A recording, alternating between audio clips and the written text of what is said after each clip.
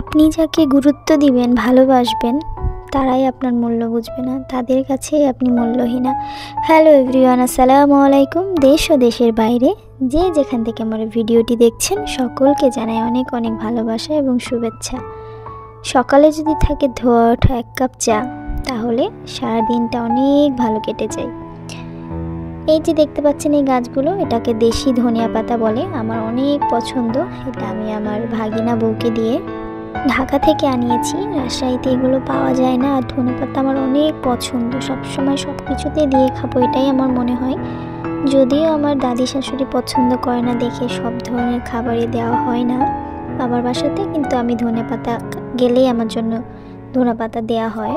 বেশ কিছুদিন আগে আমার বর এই তো এই পেঁয়াজ আর রসুনগুলো লাগিয়ে নেয়। এই পেঁয়াজ আর রসুনগুলো বেশ কিছুদিন আগে লাগিয়েছে। আমি দেখছিলাম যে ফুলকা হয়েছে কিনা, কারণ ফুলকা খেতে কিন্তু অনেক ভালো লাগে। তো এই বাসাটায় অনেকগুলো বড় হয়ে গেছে। আমি সব কিছু দেখছিলাম যে বড়গুলো কবে বড় হবে, খেতে পারবো।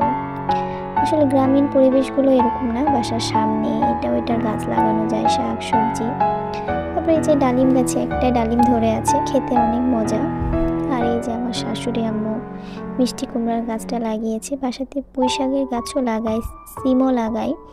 তো মিষ্টি কুমড়াটা হয়েছে, মিষ্টি কুমড়া ধরলে মিষ্টি কুমড়াও খাওয়া যায় বা শাকও খাওয়া যায়, খুব ভালো লাগে। আমার শাক বা মিষ্টি কুমড়া অনেক পছন্দ, আমি সব কিছুই খাই। তার মধ্যে আমার কাছে মনে হয় ভর্তা, শাক এগুলো একটু বেশি খেতে ভালো লাগে। দেখতে দেখতে আপনাদেরকে সবগুলো গাছ দেখিয়ে নিলাম। গাছে অনেকগুলো কামরাঙ্গা ধরেছে, কামরাঙ্গা হয়েছে, খুব একটা বড় হয়নি। তারপরে যে আমার সঙ্গে দেবর আসছে, দেবরের জেদ, তো আমার চাচি শাশুড়ি দুইটা নামিয়ে দেয়।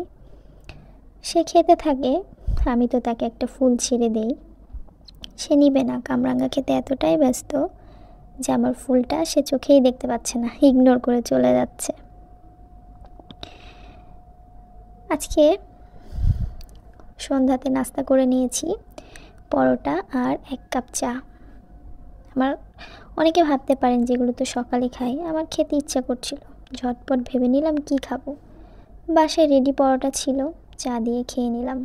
আর আমার শ্বশুর আব্বু যেহেতু শহরে গেছে, তিনিও কিন্তু পাস্তা নিয়ে আসছে। তো তিনি পাস্তা নিয়ে আসার আগে আমার খুব জোর সন্ধ্যায় নাস্তা পেয়ে গেছিলো যে খাবো, এই জন্য আমি নাস্তা খেয়ে নিই। আর এই যে ফোনটা আমি নেড়ে চেড়ে দেখছিলাম, আমার বর আনবক্সিং করলো, যদিও আব্বুর তো ফেস দেখানো যাবে না, এই জন্য দেখাতে পারলাম না। তো এই ফোনটা আমার বর তার বাবার জন্য নিয়ে আসে। তার বাবাও একসময় তার সবগুলো চাওয়া পাওয়া পূরণ করেছে। এখনও কিন্তু বাবা তার ছেলে যখন যেটা চাবে, তার সাধ্যের বাইরে হলেও কিন্তু তাকে সেটা দেওয়ার চেষ্টা করে। একটাই ছেলে তো, খুব আদরের। তো অনেক দিন থেকে সে বলছিল একটা বাবাকে ফোন কিনে দিব। আসলে বাবারা একটা সময় আমাদের চাওয়াগুলো পূরণ করে, একবার বলতেই বাবারা কিন্তু আমাদের চাওয়া জিনিসগুলো দিয়ে দেয়। বাবার কাছে যখন যেটা চাওয়া হয়, বাবারা কিন্তু সেটাই দেয়। সব বাবারাই মনে হয় তাই না? ছেলে মেয়ের চাওয়াগুলো আগে পূর্ণ করে দেয়, সবার আগে প্রায়োরিটি পায় ছেলে মেয়ের চাওয়াগুলো। ছোটো থেকে তো এগুলোই দেখে আসছি। খুব ভালো লাগলো যে আমার বড় তার বাবাকে কিছু একটা গিফট করেছে। যদিও আমার শ্বশুর নিতে চাচ্ছিল না, বারবার করে বলছিল কি দরকার ছিল এই টাকাগুলো নষ্ট করার। যাক, তারপরে আমার বর তার বাবাকে দিতে পেরেছে, খুশি করতে পেরেছে। সকলে তাদের জন্য দোয়া করবেন এবং ভালোবাসা দিবেন। আর এভাবে আপনারা সকলে আমার সাথে থাকবেন, ভালোবাসা দিবেন, সাবস্ক্রাইব করবেন। আসসালামু আলাইকুম, আল্লাহ হাফেজ।